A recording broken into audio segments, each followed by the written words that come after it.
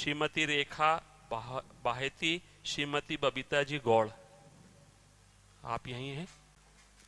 यहीं हैं तीनों बैठे? ठीक, अच्छा। राधे राधे महाराज जी। महाराज जी, जो भगवान का नाम नहीं लेते फिर भी अच्छे से रहते हैं, और जो भगवान का नाम लेते हैं परेशानी में रहते हैं, क्या फर्क है? कौन बोला? ये तीनों। हाँ, ऐसा देखा भी जाता है। क्या होता है कि जैसे कोई प्रभु का नाम जप नहीं कर रहा और बड़ा लौकिक पदार्थों से भरा पूरा देखा जाता है, सुखी देखा जाता है, तो उसमें हमारे भागवतिक विधान में एक सिस्टम है।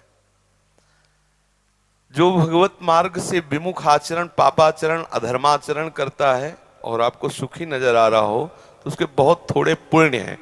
उनको भुगाने के लिए पहले हमारे संविधान, भागवतिक संविधान में उसके पुण्य नष्ट कर, क्योंकि जब उसे दुख मिलेगा तो पुण्य उसका सहयोग कर देगा, इसलिए पहले उसके सहयोगी का नाश किया जाता है।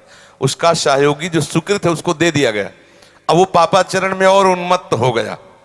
अब उसके वो सुकृत चल रहे हैं, इसलिए उसे जुकाम भी नहीं होगा। अब वो सोचता है कि कुछ नहीं, कोई निर्णय नहीं, कोई भगवान नहीं, मनमानी पापाचरण करो, खूब मौज से रहो, और वो सुकृत उसके नष्ट हो रहे हैं।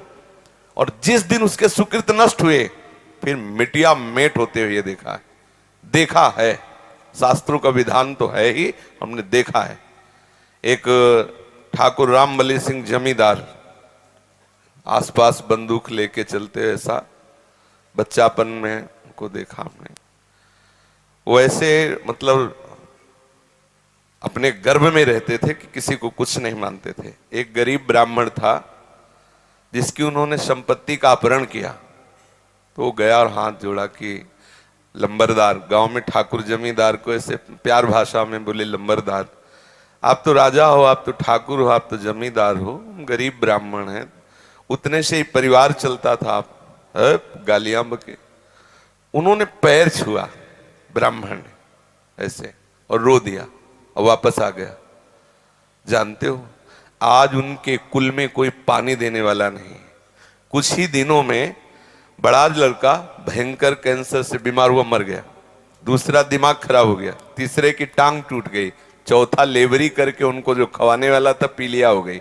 और आप अफीम के इतने नशेबाज बन गए कि धीरे धीरे सब, जहां उनके आगे पीछे बंदूक लेके चलते थे वहां मक्खी उड़ाने वाला कोई नहीं रहा, और एक पशु की तरह मरे जब कोई फेंकने वाला नहीं, ऐसी स्थिति।